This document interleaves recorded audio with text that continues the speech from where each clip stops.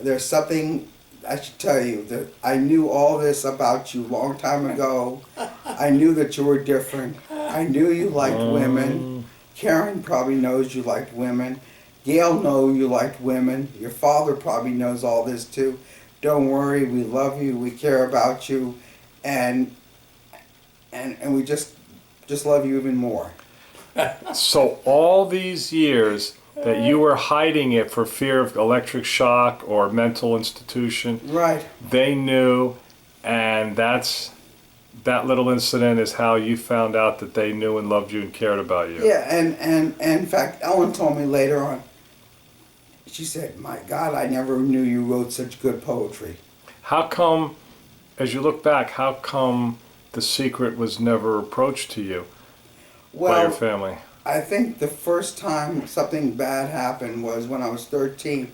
We had gone out to dinner with my grandparents and, you know, the whole Mock-Up Tenant to an Italian restaurant up in North Miami Beach. And I wore a three-piece suit with a vest with a very short haircut. And when the time came to order my stuff, the waiter came around and said, "Sir, what would you like?" And underneath the table I went like this. Yeah. And my father looked at me and says, "I think you passed." Or something like that. Really? Yeah. So subliminally he said something. Oh, he knew. But I could see my mother's face, I could see my grandmother's face, I could see the rest of my relatives' face were like, you know, they were like in shock. Uh-huh. But I think that everybody eventually knew. Uh-huh. I think everybody except for my grandparents knew. So just for facts, were you ever molested? No. Were you ever abused? I was abused by two women in relationships. No, but I mean, No, I never. growing up. No. So your two sisters are heterosexual? Oh, yeah. Okay.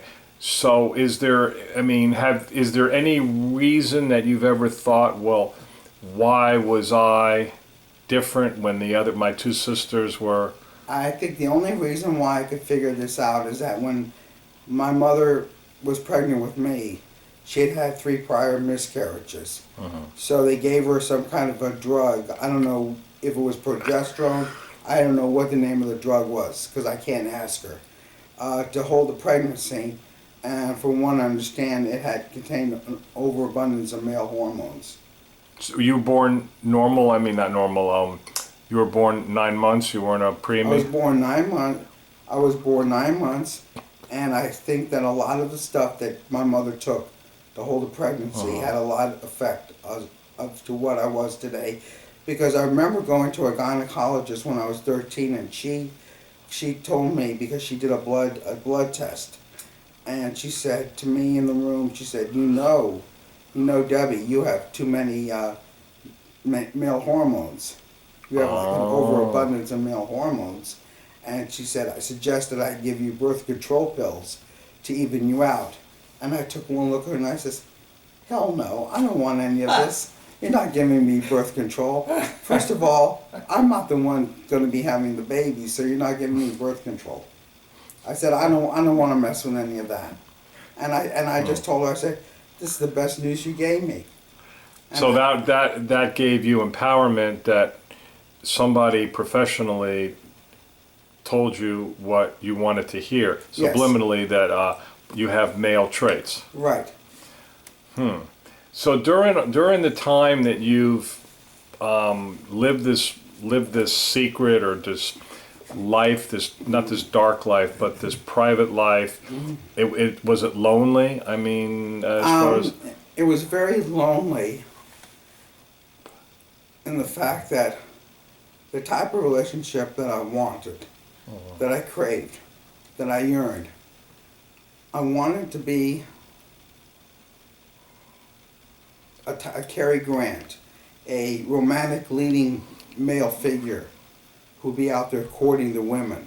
Did you ever dress up and play that role?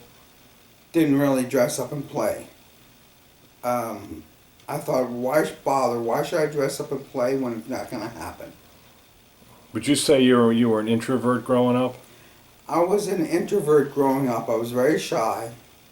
I was very introverted in myself. You could call me eccentric. You could call me eccentric. I was just very, very shy. I wasn't lonely because I had people around me, but within myself, within who I was, with who I wanted to be, I was very lonely. I couldn't go out and date the type of woman I wanted to date. I couldn't go into a bar and spark a conversation with a woman.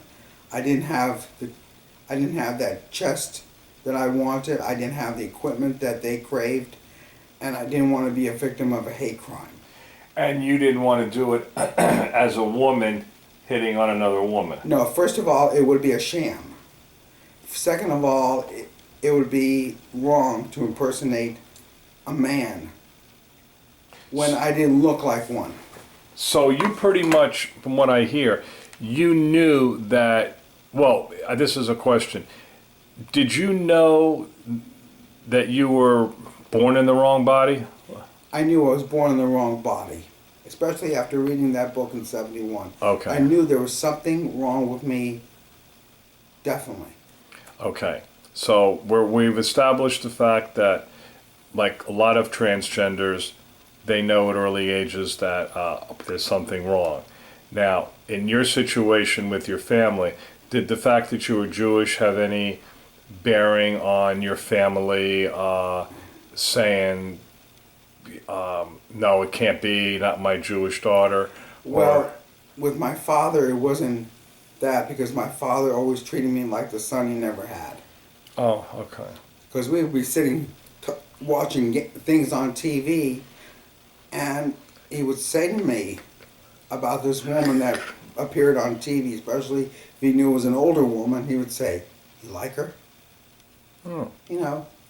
And it was great with my father. With my mother was always hoping on the back of her mind that I would find somebody and get married and give her, meaning me, give her grandkids. Right, which you knew was never going to happen. No, and with my grandmother, that was an entirely different story because she always said to me, you know, you need to dye your hair blonde. She always wanted to get my nose fixed. She always wanted to introduce me to some grandson in her building or wherever she was living. And I said, and finally, you know, my sister Ellen was ready to tell her, except forget the grandson, don't you have any granddaughters? So I just pretty much tried to be as feminine as possible around my grandmother. I had acrylic nails. I had put on the makeup. I put on the clothes because I just had to be like that around my grandmother. Around the family, I was something entirely different. Must have been hell playing a double life. Yes. Well, where Gloria, when she was 11, was forced into feminization. Gloria meaning Gloria Stein. Yes, my wife. I would force myself into being feminine so I would not be rejected by certain members of my family. Once you read this book, let's just get back to this book, Christine Jorgensen, this was like the beginning of a new revelation for you, that you knew that what was the problem or what was the issue. Yes. Did you do anything about trying to rearrange your body parts, or try to have anything done, either taking any pills, hormones, having a sex change? Have you thought about it? No, I thought about a lot of that, but then I thought to myself, this may be bizarre, but I didn't want to do a lot of it with my grandmother still living. Okay. I was just waiting. I was waiting for my grandmother to die, actually, to start all this. How long has your grandmother been? She died in December of '98. So when we're... His grandmother had a lot of strange ways about her. So it isn't just DJ that had a little problem with her. The whole family did. But it was DJ who lived his life the way his grandmother Correct. wanted to do. He was controlled by his. First of all, when my grandmother died, I felt liberated. I felt entirely liberated, somewhat financially, somewhat, but mostly mentally, physically, and emotionally. I felt like Deborah was dead. I became Dan the moment my grandmother was buried. Were you hoping your grandmother would die sooner than she did? I was hoping my grandmother would die whenever she wanted to die. But I wanted her, I don't mean to sound this in a very bizarre sort of way, but I was hoping my parents would still be around and my grandmother would have gone first. And that's not how it was? No. Your parents went first, your grandmother went second? Went third, yes. Oh, you went third. Now, did you already have a name picked out for you prior to? I had a name picked out probably as far back as 71. I wanted to be called Daniel because that's what my parents had picked out if they had had a son.